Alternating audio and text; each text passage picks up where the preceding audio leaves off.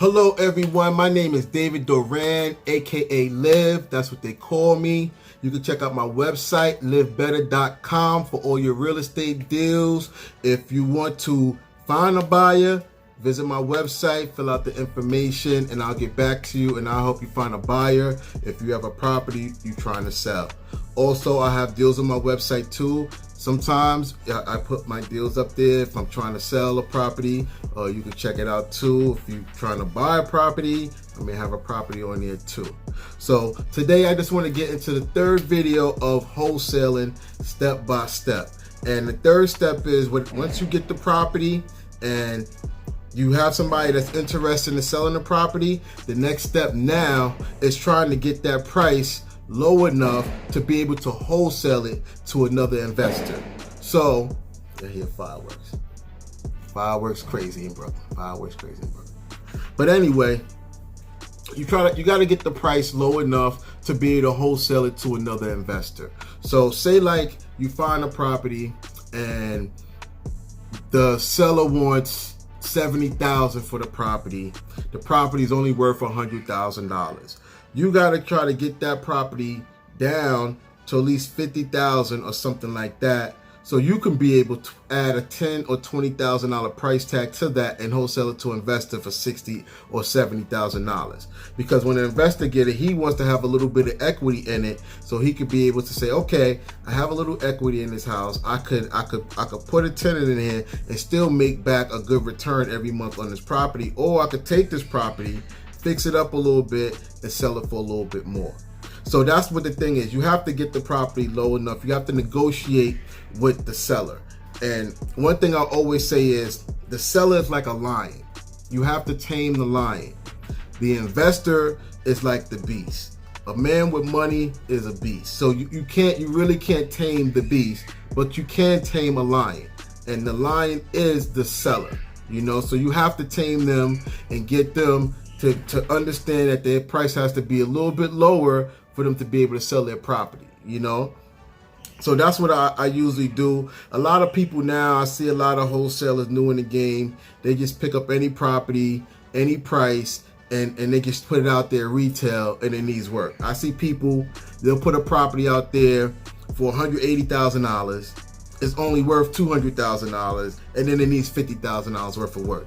And then they sit on it for a month or two. They can't find a buyer for it. Then the seller gets mad now because you promised them that you was going to buy this house from them or take it off their hands, and you didn't do so. So this is what I'm trying to tell. That's the one thing I'm trying to tell wholesalers too, is to try to negotiate and get the price low enough so it could be a wholesale deal, not a retail deal, but a wholesale deal. So that's one of the things right there I've been trying to tell people. And once you get the price low enough, now you have to put it in contract with the seller. I have one-page contracts on my website that you could download, and you could use these for all your real estate deals. I have JV contracts on there too. If you want to joint venture with people, I have those type of contracts on the website too, livebetter.com. But once you do that, you have to get a contract, and you have to put some type of earnest money deposit down on that contract with the seller to make it a contract that is a binding legal contract. So you have to put something down, even if it's $10 down. You have to put something down on that contract to make it legally binding.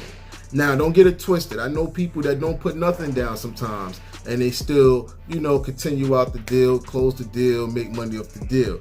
But if you want to protect yourself, I usually put down at least $100 on each contract that I do when I'm trying to flip a deal or wholesale a deal. You got to put something down on that contract to make it legally binding. So that's my advice to give to you guys when you're trying to wholesale a deal. But you have to put it in contract with the seller. You can go to my website. This one-page contract is simple. It's very simple to fill out. If you need my help, you can call me or check out my website to get in contact with me, and I'll help you fill out your the contract to close the deal with your seller. Once you have that contract now with the seller, now you have to go out and find the buyer now for this property. Now, this a few things I do to market properties, and it always works for me, is finding buyers for properties. I always use Zillow, Craigslist, Facebook, Instagram, Connected Investors, LinkedIn. I market my properties on all these websites, to find buyers. And I found buyers before from Zillow. I found buyers from Craigslist. I found buyers from Facebook already. Haven't found none from Instagram yet, I'm not gonna lie. Haven't found none from Connected Investors yet, or LinkedIn, but I do get people that be inquiring about the properties that I put on these sites. So those are a few ways I do, like through social media, to find buyers.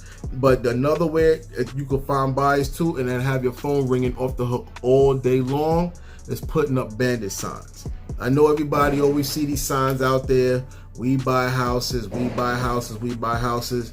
But we're going to reverse that when you're selling a house. And I put up signs that says for sale, I'm selling a house for sale, 2-family house for sale, and I put the price on it with my number. Now, the number that I do use to put on these bandit signs, because remember, bandit signs are illegal. People put them up, but they're still illegal. It's just that they don't enforce it like that. Sometimes they do. Certain cities, certain states, they do. They enforce it a lot. But, some places, if you see signs there, that means they're not enforcing it too much. If you see a lot of we buy houses signs. But I reverse. I don't even put up we buy houses signs. I just put up signs when I have a property that says for sale. 2-family for sale, 1-family for sale. I put the price on it, and I guarantee your phone will ring off the hook all day, every day. Now, putting up these bandit signs, you have to be strategic of where you put these bandit signs up to get. I put them by busy intersections all the time where cars stop and they look up at a light or a pole. That's where I put my bandit signs. Also put bandit signs near Home Depots, Lowe's, because that's where homeowners go. That's where they go. They go to Lowe's and they go to Home Depot. So it's good to put those in those areas, because that traffic is going to be going there to Home Depot, Lowe's, and you may be able to catch their attention when you put these bandit signs up. But I'm not saying that just for home owners. I'm saying that for investors. Investors are homeowners. They go to Home Depot. They go to Lowe's. So those type of places like that, I would put bandit signs up around, and hardware stores that sell stuff for houses and stuff like that. I will put up bandit signs in those areas, and busy intersections where cars always stopping, going through, Don't put it on no dead end block somewhere, because nobody's going to see it but the people that live on that block, So that's just a way of how to close out these deals when you wholesaling. The first thing, let me just go over it again. The first thing is locating properties, locating the right properties. Those are like tax liens, pre-foreclosures, people going through divorces, people inheriting properties. Those are called probate properties. Those are all potential deals. And if you get these deals, you get in contact with the seller for these properties or these type of properties. You lock down the contract, you get the price as low as you can. You lock down the contract with the seller. Then after you lock down the contract with the seller, now you have to market that property to bring in a buyer. One other thing too I want to say is you must get a lawyer to close deals. So once you get something in contract, my thing is try to find an investor-friendly lawyer who can close your deals, or an investor-friendly title company that can close your deals, because different states have different laws. Some states have title companies only, I think. Some states are attorney only, to close deals. Some states are attorney and title company. But if I was you, I would find a good investor-friendly title company that allow you to assign contracts to buyers, and I would find a lawyer who is investor-friendly who will allow you to assign contracts to buyers or do double closings. It's called double closing. Now, what I would do if I was you guys is if you want to, if you're getting a big assignment fee, $30,000, $40,000, $50,000 assignment fee off a wholesale deal, then sometimes it's best to double close that property so your buyer won't know and they won't back out the deal. Because sometimes people get funny when they see how much money you're gonna make off a deal. So now once you have a contract with the seller and you have it in contract saying that you're gonna buy it from that seller, you get something called transactional funding. Transactional funding will fund that deal as long as they know you're gonna close. As long as they know that you could close that deal and then you could sell it to a buyer the same day, they will give you the money to do that deal and charge you 1.75% of what you're going to make off that deal. 1.75% is what they charge, which is nothing, you know. So they will give you the money to close that deal. Now you bought that house the same day, and now you're going to turn around and sell it to your buyer the same day too, and then that's when the transactional funding will get paid. That's when you'll get paid, and your buyer won't know how much you're making off the deal. I think that's the best way to do deals. In the beginning, I messed up doing assignments sometimes, and I could have made more. You know, I was walking away with $10,000 assignments, $15,000 assignments, when I could have walked away probably with 25 or 30 if I did a double closing. So that's my advice. I think the best thing to do is double close on properties, you know. And if you want more information about it, just hit me up anytime, 347-634-8459, or check out my website, livebetter.com, livebetta.com, or subscribe to my YouTube channel, Live Better, LIVBETTA, and you'll see all my real estate deals I put up there, and all the information and educational stuff I give you about wholesaling properties. All right, so I hope everybody, you know, got these 3 videos. I did 1, 2, and this is the 3rd video I did on how to find a property, put it in contract, and flip it to an end buyer. I have all that information in these 3 videos on how to wholesale properties. All right, so check it out.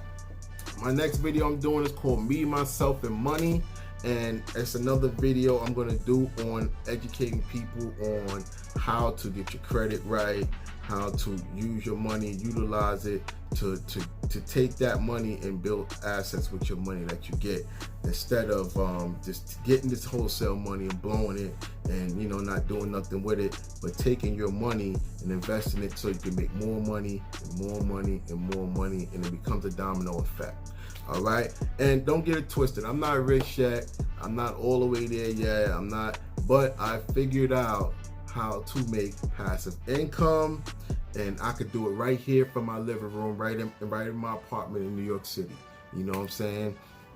And just call me anytime, 347-634-8459. You know, also too, use Google Voice phone numbers to put on Bandit Signs, because like I said before, it is illegal. Get Google Voice numbers.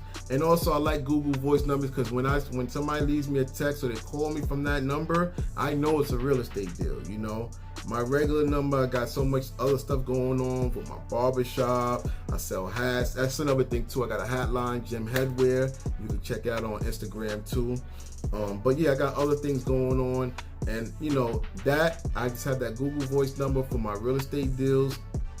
And once I hear it ring or I see a text, I know it's about a real estate deal. So that's another thing too. Another tip of the day: get a Google Voice number, put on your Bandit Signs, and to market your deals. Peace.